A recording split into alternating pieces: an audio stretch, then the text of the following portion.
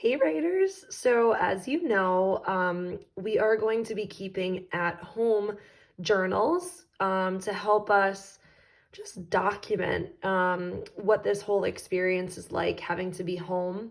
And honestly, I know, some of you, we've talked about keeping journals before, and some of you have said that you've kept journals, or you already keep journals at home. When we were in our historical fiction unit. And some of you maybe don't typically keep a journal at home, but journaling actually is something that I like to do. Just on my own outside of school. And I think it would be a really good experience to keep a journal during this time. So I want to give you some ideas of things that you can write about in a journal. All right, so I'm going to start.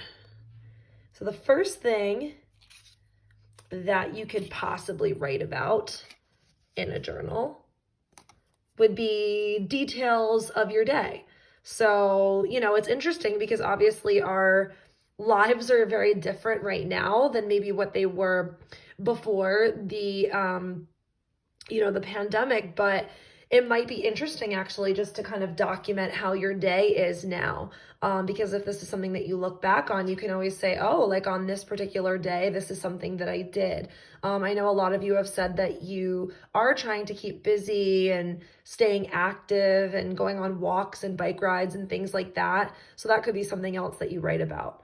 Another thing that you can include would be possibly a how-to. So, obviously we have to get a little bit creative now that we're at home. And I personally have been doing a lot of cooking. I know some of my friends are trying a lot of new things. So, that could be something that maybe you write about is something that you've never done before or something that you're trying for the first time. So that could be another. Let's see, we could also write about any kind of new learning that you're doing during this time. So, I was going on a walk and I kind of discovered this new little like area that I had never really explored before. And I noticed that there were fish in the brook. That is at the end of my street. And I wanted to kind of learn a little bit more about that. So I did some research and I learned some new things after I went on my walk, which was really cool. And I've also been listening to a lot of podcasts too, which is something very interesting. And I'm learning a lot from those. Okay, something else. How about reviews? So we did a book review at the beginning of the school year, so you should know how to write a review. But especially now, a lot of us are reading a lot.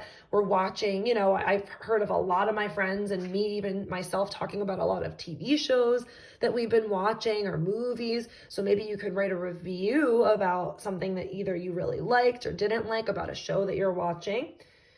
Okay.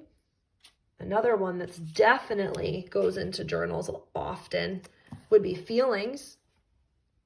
So journals are definitely an awesome place to document how you're feeling. And, especially at this time, you might have a lot of different feelings, even in one day. You might feel really, really happy. And then you might feel kind of sad, or your feelings can kind of adjust and change throughout the day. So that could be something to write about. This one's really interesting.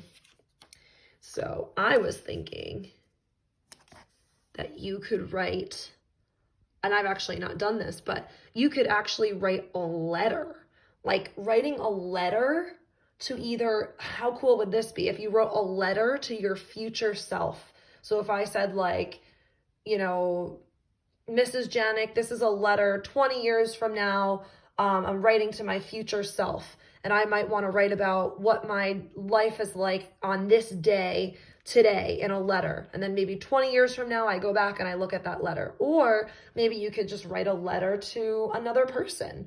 It could be something that you do share with them. That would be awesome. You could like take a picture of the letter and you could share it with them. You could even handwrite a letter, share it with somebody. That would be awesome.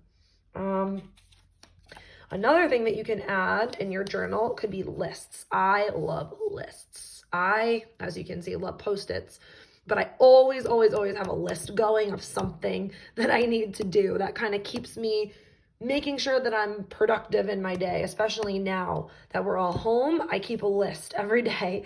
But a journal could be a really great place actually to keep lists. You can keep lists of like books you want to read, things that you want to watch. I mean, obviously, there's an endless possibilities to making lists.